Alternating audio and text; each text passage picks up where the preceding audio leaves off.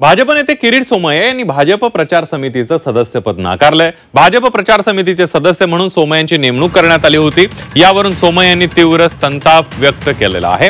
न विचारता नेमणूक करण्याची पद्धत अत्यंत चुकीची असल्याचं त्यांनी पत्राद्वारे प्रदेशाध्यक्ष चंद्रशेखर बावनकुळे आणि रावसाहेब दानवेंना कळवले।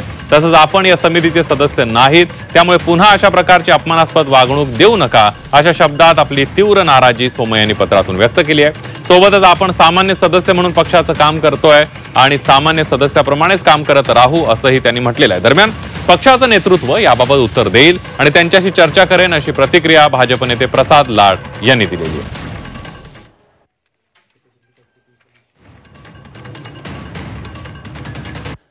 सोमय्या यांनी पत्र काय लिहिले बघूयात। निवडणूक आयोग संपर्क प्रमुख म्हणून माझ्या नावाची मला न विचारता घोषणा केली, ही पद्धत चुकीची आहे, मला अमान्य आहे। 18 फेब्रुवारी 2019 रोजी भाजप शिवसेनेच्या वरळीत झालेल्या संयुक्त पत्रकार परिषदेतून उद्धव ठाकरेंच्या आग्रहामुळे भाजप नेत्यांनी मला पत्रकार परिषद सोडून जाण्याचे निर्देश दिले। तेव्हापासून आजपर्यंत मी भाजपचा एक सामान्य कार्यकर्ता म्हणून काम करतोय। मधल्या काळात ठाकरे सरकारचे घोटाळे काढण्याची जबाबदारी मी स्वीकारली होती। माझ्यावर 3 वेळा जीवघेणा हल्लेही झाले, तरीही मी जबाबदारी पार पाडली। या विधानसभा निवडणुकीसाठी मी स्वतःला पूर्णपणे झोकून दिलंय।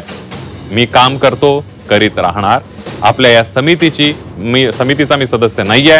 आपण आणि प्रदेश अध्यक्षांनी पुन्हा अशा प्रकारची अपमानास्पद वागणूक देऊ नये अशी विनंती करतो, असं पत्र सोमय्या यांनी लिहिलेलं आहे।